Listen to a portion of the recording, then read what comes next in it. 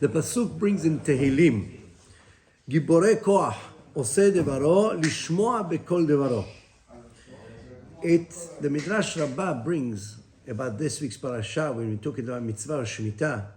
We all know the mitzvah or shemitah is we work the land 6 years, and the 7th year we let it rest. The Rambam in Moreh Nevuchim wants to say that the reason why we rest the land is to get the land to be healthier, because if you overwork the land, you don't get such good produce. The Ramban has a go at the Rambam, says, what are you talking about? How can you say such a thing? This doesn't make sense. The Torah promises that on the 6th year it's going to give triple the produce for 3 years. If the land is tired, why on the 6th year will it give for 3 years? So he doesn't like the idea of the Rambam. But let's move on. The mitzvah of Shemitah. There's a Midrash Rabbah which brings this pasuk which I've just mentioned, Giborei koach oseh devaro lishmoa bekol devaro. The famous pasuk which the Talmud and Shabbat brings it on Matan Torah, when the Jewish people stood in Har Sinai, they said, Na'aseh v'nishma. Hashem said, Mi gila raz zeh lebanai. Who revealed the secret of expressing yourself in such a way that you're willing to do something before you even hear what you're told to do? That's only a malach can speak in such a way, because a malach knows he's been created for a mission. He's got no choice. So therefore, obviously, he does irrelevant without asking respectfully of knowing what he's going to do. This is what he was created for. So when the Jewish people expressed themselves, Na'aseh v'nishma, when Hashem gave the Torah, Hashem says, wow, who revealed this secret to my children? They're speaking like malachim. That means when a person speaks in such a way of Na'aseh, we shall do, and then we shall hear, he raises himself to be on a level of a malach. This is learned from the pasuk of Giborei koach.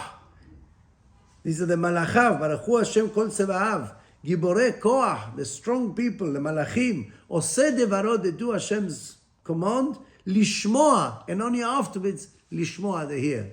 Meaning, there's a Na'aseh v'nishma element. The Midrash Rabbah says that's referring to the mitzvah of Shemitah as well. And now we understand a little bit what Rashi points out. Why does it say Behar Sinai? What is the comparison between the mitzvah of Shemitah to Har Sinai? So according to this Midrash, the Midrash says there are some people who fulfill a mitzvah, I say for an hour, for a moment, for a day, for a week. Shabbat, for instance, is 24, 25 hours. We keep Shabbat, we observe constantly, we're doing a mitzvah for a whole day. But here we are requested to fulfill a mitzvah for a full year, 1 whole year. That's very hard. That's against any rationale. Furthermore, what kind of a mitzvah it is? For 6 years, you were the boss of your land. You'd sold all your produce. No one could go into your field. No one could tell you what to do. You're the balabait. On Shemitah year, you have to put a big sign outside your field and write, Hefker lakol. Anybody who wishes can come into my piece of land and take whatever fruits he wants. I cannot obstruct anybody from using. Now, can you imagine? Can you imagine you do that to your home? You never. What do you mean? This is mine. And all of a sudden you're told that you have to allow in anybody without. You can't stop anybody from coming and taking from your project. They're taking what you usually were making money from. A whole year you're seeing this happening.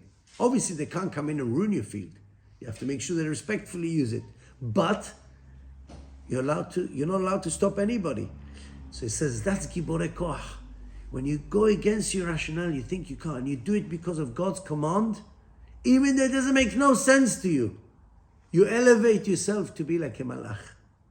That's why I said many people can question to fulfill mitzvot, to understand, but don't condition that. Do even if you don't understand. If God told you to do, you do. Even if your rationale tells you, doesn't make sense this. This goes against any logic. You do it, you elevate yourself to be like a malach. And you get to what the Jewish people were at Har Sinai when they said, Na'aseh v'nishma. You're defined by Hashem, Giborei koach. You're defined like a malach. That is what Hashem wants us to be out of choice, to be a malach.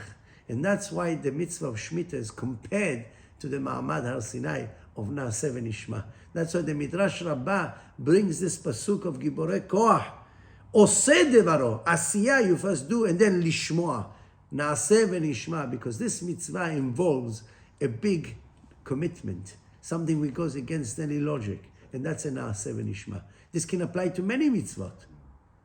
Many mitzvot that Hashem has told us. Sometimes you say, but doesn't make sense. Even observance of Shabbat.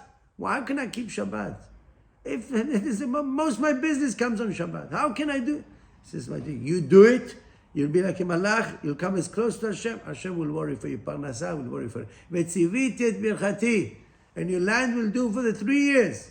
And let's make it clear. When the bracha doesn't mean you're going to get produce for 3 years. Because that's Meshiga. You're going to have storage houses for 3 years. You know what that means? You're going to have to harvest 3 times the amount. You know, hard work. No, you're going to collect the same on the 6th year, but you're going to eat a little bit, and you're going to go so satisfied.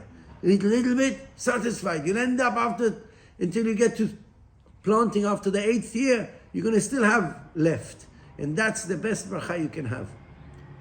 Ochel kim'a u'mitbarech b'me'av. That's the bracha which we want from Hashem. Shabbat Shalom.